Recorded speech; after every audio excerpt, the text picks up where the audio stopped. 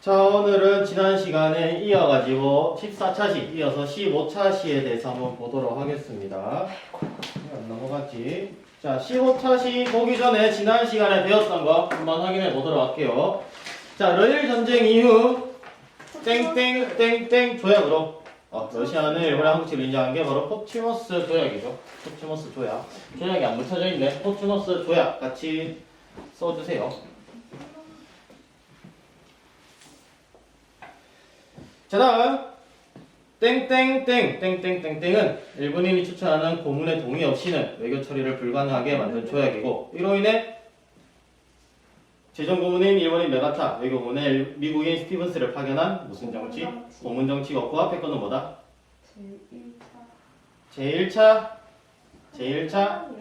한일 협약. 제1차 한일 협약. 1904년에 맺어진 제1차 한일 협약 때문에 시작된 정치가 바로 고문 정치다 라고 했습니다. 고문 정치. 자, 다음 내가 요거 시험 문제 냈다라고 얘기를 했었죠. 뭐뭐의 원인은 을미사변과 단발령 실시 때문이다. 뭐야? 무슨 의병? 을미의병. 그치, 을미의병이지.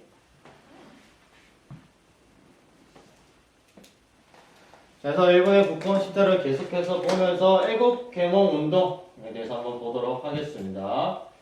자, 성격입니다. 지식인과 관료, 개혁적인 유학자들이 중심이 되어가지고 이 애국 계몽 운동을 주도했어요. 애국 계몽 운동이란 말은 우리 국민들을 조금 더 지식인으로서 성장시킨다. 교육을 해서 좀 더 계몽시킨다라는 의미입니다. 그래서 무슨 주의에 입각한다? 여러분 원숭이 사진 기억해? 제국주의 처음 할 때? 네. 원숭이 몸에 백인 얼굴, 사회 진화론이 스펜서의 사회 진화론 입각에서 드디어 이제 깨달은 거지. 아, 우리가 너무나도 우물한 개구리였구나. 사회 진화론에 의거해서 강한 놈이 약한 놈을 지배하는 게 당연하니까 우리도 지금은 약하니까 애국 계몽 운동을 통해서 강해져야겠다라는 생각을 하는 게 바로 요 2번입니다. 사회 진화론 입각에서 국제환경 인식. 그러면서 교육과 언론, 그 다음에 식사 등 이거는 산업. 이라고 보면 돼요. 산업 활동에 굉장히 많이 노력을 했던 게 바로 애국계몽 운동의 성격입니다. 자, 이제 애국계몽의 주요 단체들을 한번 보도록 할게요. 주요 단체들 굉장히 많죠? 많은데 5개 정도 보면 되고, 내가 시험 보면 짚어줬을 때 15차시에서 5점짜리 한 문제 나온다 했죠? 여기서 나옵니다. 네? 이거랑 플러스 바로 뒤에 나타날 시민회까지 같이 보면 5점짜리 문제를 풀 수 있습니다. 자, 첫 번째입니다. 일제의 항무지 폐광권을 반대한 사람이, 한 조직이 있습니다. 그거를 바로 뭐라 한다? 보안회라고 해요. 보안회는 일제가 항무지가, 조선에는 항무지가 너무 많다. 이거를 개간해가지고 농사 짓는 땅으로 만들어버리겠다. 그 일본이 항무지를 개간해서 농사 짓는 땅으로 만들면 그 땅은 누구 땅이 된다? 일본 땅이 되어버리는, 아직 식민지 전에 일본 땅이 되어서 거기서 나온 쌀을 어디로 가겠다? 일본으로 갖고 가겠다라는 것을 밝히는 겁니다.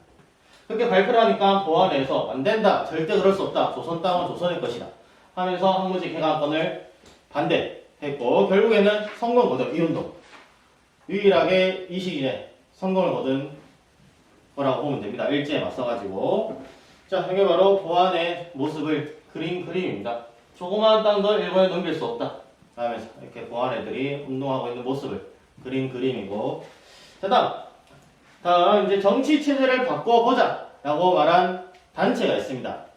입헌 군주제 수립에 노력한 단체, 그 바로 헌정연구라고 합니다. 헌정연구회. 그러면서 친일파 세력이었던, 조직이었던 일진회를 규탄합니다. 일진회를 굉장히 비판한다 라고 생각을 하면 됩니다. 그래서 헌정연구회는 입헌 군주제 수립을 노력했다. 헌 이렇게 외우면 됩니다.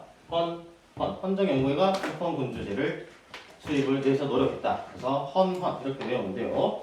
자, 이게 헌정연구회 당시 간부들의 모습을 찍은 사진이라고 합니다. 자, 다음 세 번째는 고종의 퇴위 반대 운동을 전개한 세력이 있습니다. 바로 대한자강회라는 세력입니다. 대한자강회. 나 이거는 공부할 때는 자퇴로 공부했어. 자퇴로. 자퇴하고 싶다. 그렇죠? 자퇴하고 싶다라는 생각을 하면서 자퇴 이렇게 공부를 했었습니다. 저희가 대한장항회가 월보를 발견했는데 잡지 같은 것을 발견했는데 거기에 요 모습입니다. 대한장항회 이렇게 잡지를 발견해가면서 사람들이 또 고종 퇴위하면 안 된다. 강제 퇴위는 반대해야 된다. 이런 식으로 계속 잡지에 글을 쓴 거죠.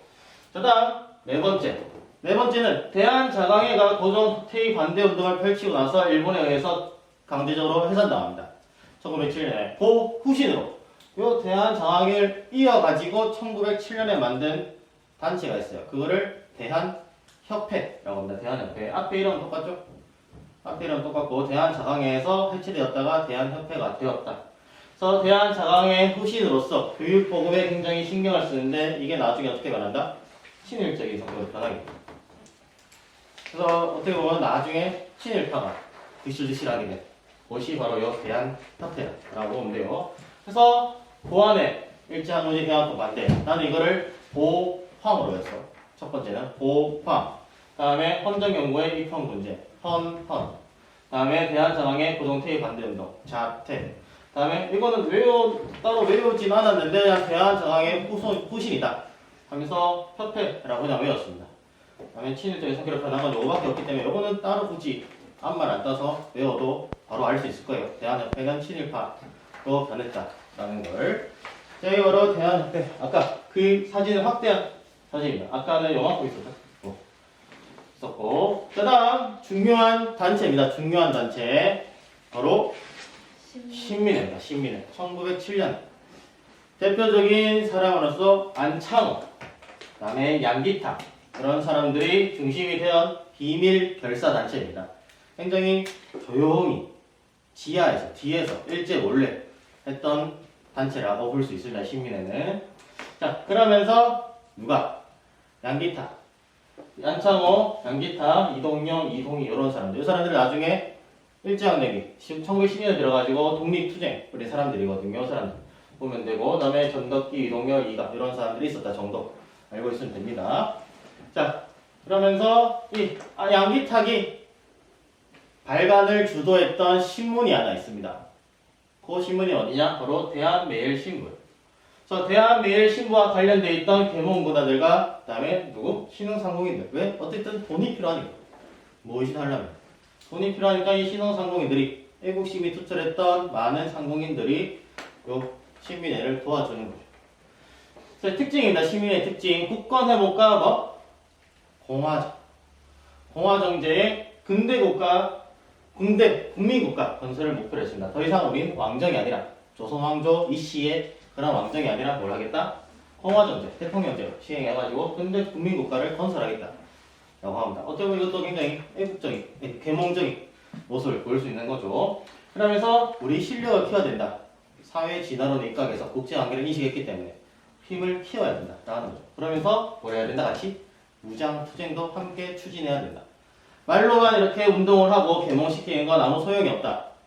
무기를 키우고 저들과 특히 어디 일본과 맞서 싸울 수 있어야 된다 라고 하면서 무장투쟁을 함께 추진하는 거죠. 그래서 활동적으로는 교육운동을 먼저 했습니다. 대표적인 학교가 바로 요거예요. 대성학교, 오산학교. 평양에 대성학교를 만들면서 학생들을 키우는 거죠. 그 전까지 있었던, 기존에 있었던 교육이 아니라 새로운 근대적인 교육을 하기 위해서 대성학교, 오산학교를 만들었고, 대성학교는 이런 모습으로 지금 남아 있습니다. 여기 바로 대성학교. 뒤에 있는 대성학교고, 앞에 대성학교의 선생님들과 학생들이 같이 단체 사진 찍고, 우리 얼마 전에 3학년들 졸업사진 찍었죠. 그런 모습이라 생각을 하면 됩니다. 자, 다음 민족산업을 육성. 그래서 태극서관, 이거는 책이에요. 서점, 출판사 겸 서점이라고 보면 되고, 자기 회사, 이거는 뭐냐면 도자기 회사입니다. 도자기. 우리나라 도자기도 생각보다 유명한 나라입니다. 그래서 임진왜란을 도자기 전쟁이라고 부르기도 했고, 임진왜란때 붙잡혀간 누가? 이삼평이 일본에서 자리하게서 아리타 도자기 이런 것들이 유명하게 되었고, 그만큼 우리나라도 도자기로서 어디 지지 않는다. 그래서 도자기 회사를 만들어서 외국에 많이 팔려고 노력을 했었습니다. 대표적인 우리 도자기가 있죠. 고려시대 때. 고려청자 있죠. 고려청자 그런 것들 생각하면 됩니다. 그 다음에 해외 독립군 기지.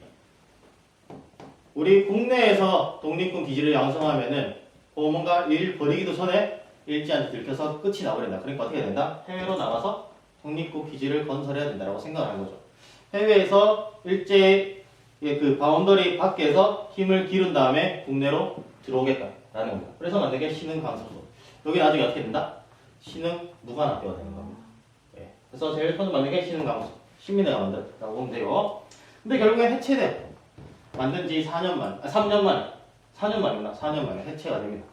그래서 일제가 날조한 무슨 사건으로 105인 사건으로 조직이 와야 됩니다. 자, 요 사건이 무엇이냐면은 데라우치 총독 1910년에 나라가 경술국치로 한일병합조약으로 넘어가고 난 다음에 데라우치라는 총독이 들어오게 됩니다. 이 데라우치 총독의 암살 사건이 일어나는데 암살 미수 사건을 일제가 날조한 겁니다. 날조해서 700여 명의 사람들을 붙잡고 다시 105인을 구속시킨 사건. 일제가 날조해서 이 105인을 구속시킨 사건. 그래서 105인 사건이라고 이름 붙입니다. 그래서 근데 많은 사람들이 어디에 속해 있는 사람들이다? 신민에 속해 있던 사람들이 105인 사건으로 많이 구속되면서 결국엔 조직은 와해되었다라고 볼 수 있는 겁니다. 자, 이게 105인 사건으로 점점 잡혀 들어가고 있는 사람들의 모습입니다. 다 머리에 머리를 쓰고 있죠. 제인 마냥 머리를 쓰고 잡혀 들어가고 있는 모습을 찍은 사진이라고 합니다. 자, 다음에 외국 계몽운동의 단체를 봤어요. 첫 번째 보안회, 헌정, 두 번째 헌정연구회, 그 다음에 대한자강회, 그 다음에 대한협회, 마지막으로 신민회까지 봤고, 이제는 단체 말고 어떤 활동을 했는지 전체적으로 외국 계몽운동에서 어떤 활동을 했는지 보도록 하겠습니다. 첫 번째 교육운동. 교육운동은 뭐를 쓴다? 서부학회, 기호흥학회 이런 것들을 건립을 해가지고 교육단체를 설립한 학생들에게 공부시킨 단체라고 볼 수 있습니다. 자, 서부학회와 한부흥학회가 합쳐서 서부학회. 그 전에 이런 것들이 있었다 정도. 요거는 고등학교 수준 혹은 대학교 수준으로도 볼 수 있기 때문에 이런 게 있었다 정도. 이게 합쳐서 여기가 되었다. 그럼 알고 있으면 돼요. 요렇게 알고 있으면 요거까지 다 공부할 필요는 없다. 아직은 하는 거고. 자, 이 서부학회가 나중에 어떻게까지 발전되냐? 건국대와 단국대의 전신이 됩니다. 여기서 파생돼가지고 건국대가 만들어지고 단국대가 만들어진다라고 얘기를 하더라고. 자, 서부학회 봤고, 그 다음은 서양 근대전문교육, 외국신고치 이런 것들을 했다. 교육적으로. 그 다음은 언론활동입니다. 언론활동. 그래서 국민개몽, 외국신고치, 일제 국권 침탈한 거 했고, 요거는 봤죠? 황성신문. 을사늑약 때 장지현이 실내 방송 대곡을 발표한 신문이 바로 이 황성신문이고, 그 다음에 국채보상 지원 운동을 지원했고, 또 신민의 운동을 지원한 아까 양기탁이 있었던 어디? 대한매일신보. 대한매일신보.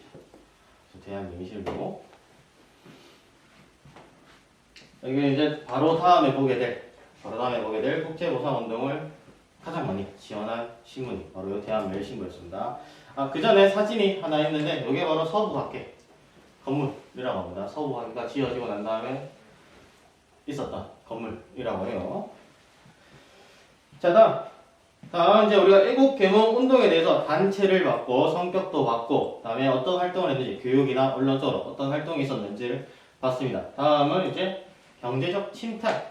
요 시기에 경제적 침탈에 대해서 한번 보도록 하겠습니다. 자, 개항 이후 무역 상황입니다. 개항 초기 강화도 조약, 혹은 조미수 통상조약, 혹은 조청 상민 수륙 무역장려 이런 것들이 있었죠. 그래서 거래증명 및 중개무역이 있었는데 그 이후에 바로 입국을 한 이후에 조청 상민 수륙 무역 장정으로 내지 통상권이 성립이 되면서 조청 상민 무역 장전만 해도 되는데 수륙이라는 이름이 굳이 들어간 이유를 내가 설명했었죠. 그게 뭐다? 청나라 당연히 거류지나 뭐 한국뿐만 아니라 영천 혹은 대전, 대구 이런 식으로 와서 활동할 수 있기 때문에 조청 상민 수륙 무역 장정, 수륙의 단어가 들어갔다라고 설명했었죠. 실로 청나라 상인이 내륙에 들어오게 되면서 다른 나라들도 체육 대우를 받는 다른 나라들도 점차 내륙으로 진출하기 시작하는 상인들이. 그러면서 농성 견제 반대 및 조선 상인의 타격이 일어나죠. 상인이 당연하게도 내륙 활동을 하니까 다른 나라 질 좋고 값싼 외국의 물품이 들어오면 당연히 우리나라는 상인들을 타격할 수밖에 없고, 그 다음에 농촌 경제 파트는 뭐? 조율 무역 규칙, 요에 양국의 무제한 유출. 그래서 일본 상인들이 계속해서 가져가는 겁니다. 뭐를? 쌀을. 계속해서 쌀을 가져가는 거지. 자, 외국 상인에서 내로 진출하니까 조선 상인이 타격을 받게 되었고. 그래서 청일 전쟁 이후, 요 청일 전쟁 이후는 어떻게 된다? 누가 지배권을 공고히 하는 거죠? 어떤 나라가? 바로 그치, 일본이죠. 일본이 조선 시장에 독점 지배하기 시작합니다. 그래서 청나라가 임원 올란 이후에 조청 상미수륙 무역 장정으로 들어왔는데, 이 청나라가 이제 일본한테 졌으니 조선을 두고 싸웠는데 졌잖아. 남는 건 뭐밖에 없다? 일본밖에 없는 거죠. 그래서 일본이 조선 시장을 독점 지배하기 시작했습니다. 자, 일본 애들이 얼마나 악랄하게 쌀을 갖고 갔는지에 대한 사진입니다. 요것 이렇게 어마어마하게 많은 쌀을, 여기 단편적인 사진인데 요것들을 전부 다 어떻게? 일본으로 전부 다 갖고 와가지고. 왜? 지들은 근대화 성공했고 도시에 사람이 많으니까 먹을 게 없어. 그걸 어디서 조달한다? 조선이 조달하고. 그럼 우리는 어떻게 해? 일본의 입장에서 알 바 아닌 거지. 이렇게. 그래서 곡물 반경이 굉장히 상승하고 우리 백성들이 더욱더 굶주리게 되었다 라는 모습을 보여주는 사진입니다. 자, 다음에 일본의 경제적 침탈입니다. 청일전쟁 이후에 일본이 조선시와 독점 지배했죠. 이제 일본이 혼자 조선 내에 있으면서 계속해서 경제적 침탈을 더욱더 악랄하게 하는 겁니다. 자, 토지 약탈을 많이 했어요. 왜? 방금 설명했던 거 있죠. 일본 국내 자본주의 발달과 산업화를 해서 도시 인구가 몰리니까 쌀이 부족하다. 식량 부족해서 어디서? 조선에서. 그치, 조선에서 쌀 수입으로 해결하려고 했던 거죠. 굉장히 욕을 뻔했어 방금. 굉장히 나쁜 놈들이지. 자, 그 방법은 고리대. 쌀을 만약에 10을 빌려줬으면은 보통 이자 같은 경우는 10%, 많아 20%. 그래서 10을 빌려줬으면 11이나 12를 받으면 되는데 애들 어떻게 받나? 5, 60. 100을 빌려주면은 50, 60 이렇게 받는 거죠. 이자. 그치? 이자율이 50%, 60%야. 사채보다 심합니다. 지금. 그런 걸로 약탈을 했고. 그 다음에 또 뭐? 바로 뭐를 설립한다? 동양 척식 주식회사. 라는 설립해서 토지 약탈을 위해서 그런 회사를 크게 설립을 하는 거죠. 그래서 토지, 주인이 없는 토지 이런 것들을 전부 다 끌어모으는데 이 동양척시 주식회사에 가서 내 토지입니다를 증명하기 위해서 조선인들이 어떻게 써야 되나? 일본말로 썼어야 됐어, 공문을. 근데 조선인 일본말을 배우지 어떻게 일본말로 써? 특히 농민들, 글도 잘 몰라. 신분제 폐지된 지 얼마 안 됐잖아, 가보기. 그런 사람들을 쓸 수가 없어. 쓸 수가 없는데 너 제출 안 했으니까 이거는 주인 없는 땅이네 이러면서 계속 가서 가지고 하는 겁니다. 이게 굉장히 악랄한 거죠, 어떻게 보면은. 여러분들한테 시험을 치게 하는데 갑자기 시험을 어떻게 내냐? 일본어로 내는 거지. 그래서 일본어 아는 놈들은 점수 받는 거고 일본어 아는 애들은 못 받는 거. 이런 식으로. 그걸 또 장난치를 하는 거죠. 그래서 이 땅은 주인이 서류를 안 냈네? 그러면 일본 땅이지. 얘네가 없는 거. 조선 주식회사. 이런 식으로 굉장히 많은 토지를 약탈했던 게 동양척시 주식회사고, 그 다음에 금융 재정 지배도 있었습니다. 일본이 우리 갑신정변 생각해보세요. 갑신정변. 일본에 뭐를 빌리러 갔죠? 김옥균이? 돈. 그치. 그거를 국가 대 국가로 빌리는 돈을 뭐라 한다? 차관. 미안해. 이거 동양척시 주식회사고. 차관. 조선한테 계속해서 조선을 근대화시킨다는 명분으로 돈을 빌려주는 거예요. 강요하는 거죠. 그러면서 뭘 한다? 굉장히 높은 이자를 계속 매기는 거죠. 절대 갚지 못하게. 그러니까 조선이 뭐뭐 좀 하려고 하면은 너 내 말 안 들으면은 지금 당장 돈 내놔, 빌려간 돈 내놔, 이런 식으로 하려고, 협박하려고, 내정 간섭을 심하게 하려고. 그 다음에 뭐 예를 들어서 경부선에 부설가, 철도를 깔아대는 데 있다. 그거를 처음에 미국이 가져갔다. 일본이 내놓으라는 겁니다. 근데 미국이 갖고 와서 어쩔 수 없어. 너한테 못 줘. 일본한테 이렇게 얘기한단 말이야. 조선이. 그러면 그래? 그러면 내가 빌려줬던 돈 다 내놔. 지금 당장. 이런 식으로 협박을 하는 거예요. 그래서 또 갖고 와. 굉장히 악랄한 거죠. 굳이 필요 없는데 근대화를 목적으로 지네가 돈을 빌려줘 놓고서 이걸로 내장 간섭하는. 그래서 차관 강요하는 거예요. 집 가도 돼요? 희한하네, 조용히. 그래서 청일전쟁 이후에는 이런 식으로 했다가 러일 전쟁도 배웠죠. 우리 러시아와 일본 간의 전쟁에서 러시아 주도의 삼국 간섭 이후에 일본이 힘을 모아가지고 러시아를 물리친 사건이죠. 이때부터 무조건 일본만 조선을 식민지화할 수 있었던 거죠. 전 세계적으로 인정을 받았던 거지. 가스라테프트 미략, 그 다음에 영일동맹 그런 것들이 있었고, 그 다음에 러일 전쟁까지. 그래서 모든 조선의 이권 침탈은 일본만 할 수 있게 공고화되니까 이제 지 마음대로 하는 거죠.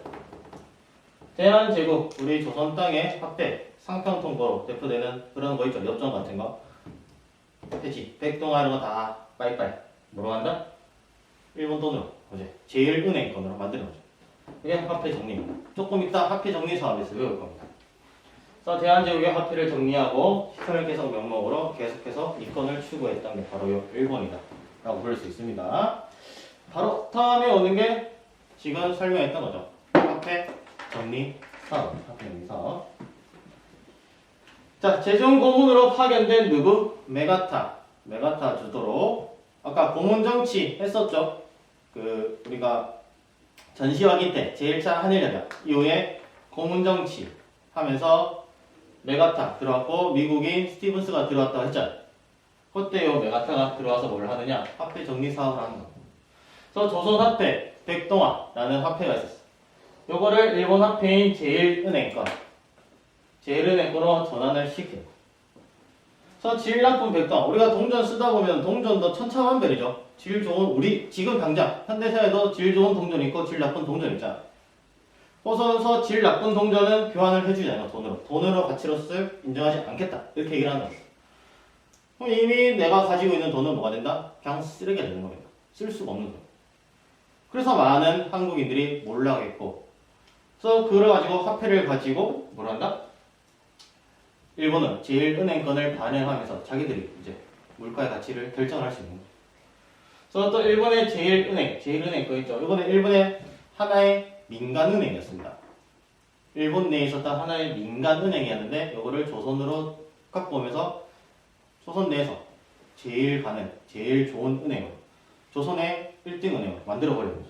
그래서 조선의 중앙은행으로 전환해서 이제 화폐조차 자신들이 전부 다 장악하게 된 게 바로 이 화폐 정리 사업이었습니다. 훨씬 더 많이 좀 복잡해요. 음본이제, 막 금본이제 이런 게 있는데 드라마나 음본이제에서 금본이제로 바꿨다. 요거만 드러나보세요. 드러나고 나중에 고등학교 가면은 배우게 될 겁니다. 음본이제, 금본이제에 대해서는. 그래서 결과적으로 대한제국의 재정, 돈 있죠. 이 돈을 일본에 예속시키면서 식민지 침략을 더욱더 과속화하는 거죠. 1905년에서 계속해서 쭉쭉 가서 나중에 1910년 한일 병합조약을 맺게 되는 거지. 자, 이 사람이 바로 메가타가 재정 부문에 임명 내시 당시 임명장이라고 하네요. 이거는 그냥 메가타고. 자, 다음 이제 열강의 경제 침략. 일본도 있었지만은 또 열강도 침략해요. 미국이나 러시아이랑 열강 침략한다. 다음 같은 이유는 러시아가 침략 안 했어. 왜? 러시아 공사관으로 고정이 도망왔었으니까. 그래서 러시아가 많이 침탈하고, 그 다음에 미국 운상금강. 얘네들은 금의 한 장에 서부 개척. 미국이 서부 개척할 때도 금강에 미쳐있잖아.